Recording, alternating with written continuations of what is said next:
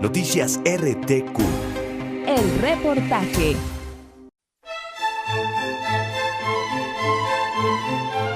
Caminar por el centro histórico de la levítica ciudad de Santiago de Querétaro es descubrir la historia descrita en las formas de cantera, de mudas palabras, pero de símbolos revividos como es el templo único por su fachada que nos transporta a la antigua Grecia con sus estilos arquitectónicos. Si caminamos por la calle de Reforma, entre las calles de Luis Pasteur y Josefa Vergara y Hernández, lo descubrimos y pareciera ser que vivimos un instante en arquitectura grecolatina construida en el año de 1614, la señora Isabel González, esposa del ilustre Francisco de Medina, para la fundación de los Carmelitas Descalzos, donó su casona colonial y el quinto de sus extensos bienes ante la demanda de ingreso al convento fue ampliado con el apoyo del benefactor Juan Caballero y Ocio, quien por cierto donó el famoso El Señor de los Trabajos.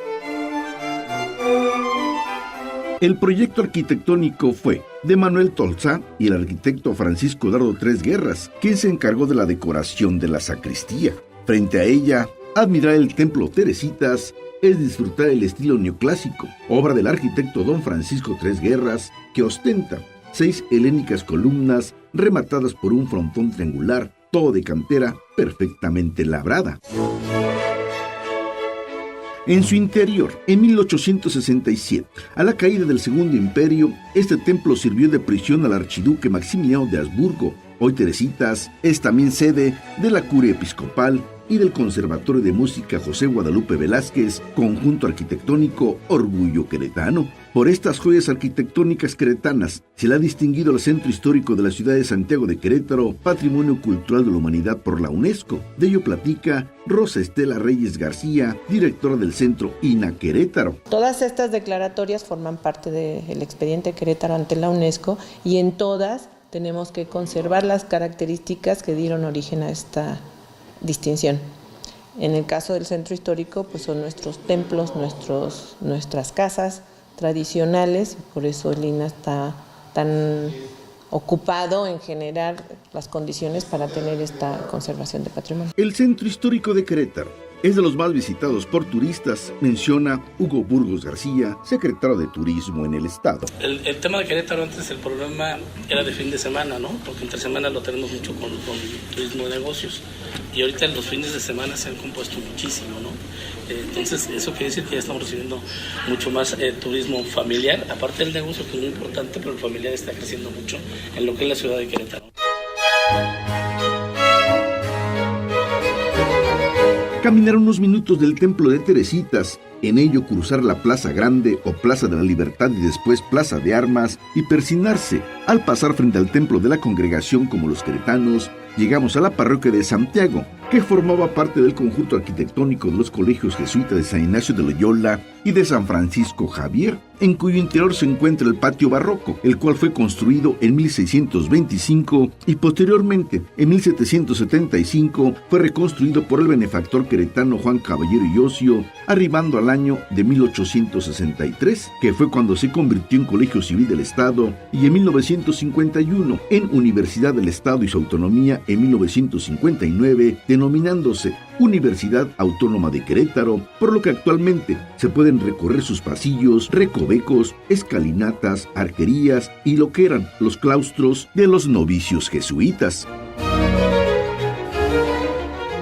La zona del centro histórico de Querétaro tiene entre sus hermosos rincones una zona de monumentos, casonas, plazas y jardines que han sido acreedores al título de Patrimonio Mundial de la Humanidad emitido por la UNESCO en 1996. Su imponente arquitectura barroca y neoclásica del siglo XVII y XVIII es el ejemplo perfecto de una ciudad virreinal española y es testigo de la historia que ha transitado por esta ciudad. Bueno, significa en primer plano la identidad, el sentido de pertenencia, significa la historia, significa el sentir de toda una comunidad y también, por supuesto, significa el patrimonio que permanentemente a través de las declaratorias que por fortuna tenemos en Querétaro, pues se salvaguardia, ¿no? En este sentido, Sí se tiene cuidado el patrimonio, se han hecho distintos esfuerzos a través de muchas administraciones en las que hemos podido ser testigos de cómo se rescata, de cómo se protege, de cómo se preserva. En el deambular por las calles de baldosas de cantera descubrimos uno de los conventos monjiles más trascendentales, el Real Convento de Santa Clara de Asís, el cual fue construido sobre una tierra donada por don Diego de Tapia, hijo del conquistador indio Conín, con el propósito de que su hija ingresara al convento y que en 1601 entregó las escrituras, concluyendo su edificación en 1633, donde su hija, la india cacica, doña María Luisa de Tapia, última descendiente de esta dinastía, tomara el estado religioso. Su estancia en ese convento, aun siendo ella la patrona, fue muy difícil, ya que era india y sus compañeras de religión eran todas españolas. El seguir caminando por la conventual y levítica ciudad de Santiago de Querétaro, uno ingresa al templo por el andadero de Francisco Madero. El asombro se despierta con el barroco de la época. Admirables son sus retablos dorados, tallados en madera. Un púlpito majestuoso y un disfrute al observar las puertas labradas y las rejas de hierro forjado del coro, riqueza cultural del artista indígena y la concepción europea que aún se conserva de la destrucción que se inició en 1861 y concluyó en 1863. Sergio Salmón, presidente de la Cámara Nacional de Industria Restaurantera, reconoce la atracción del centro histórico de turistas y comensales. Importante sería que la cocina queretana sea patrimonio cultural intangible. Que sabemos que está con la paloma de ser un patrimonio intangible de la humanidad, pues puede haber señalamientos de la UNESCO y demás que yo creo que sean poco convenientes para una joya como es el centro histórico, ¿no? Que además es, creo yo, el atractivo que más genera turismo hacia aquí. Y para despedirnos de esta belleza de siglos, a la salida, frente a ella, la mirada recorre las dos portadas gemelas y la hermosa cúpula con azulejos de Talavera y las líneas y ángulos de cantera procedente del municipio del Marqués. Para el reportaje, Alejandro Cervantes.